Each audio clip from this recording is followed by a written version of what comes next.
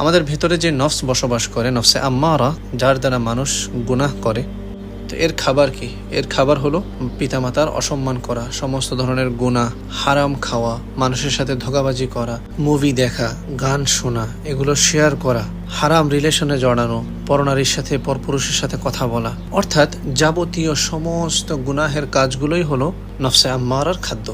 আরেকটা হলো খাওয়া দাওয়া করা। আর যে নফসে মুতমাইন্না আছে, এর খাবার কি? এর খাদ্য কি?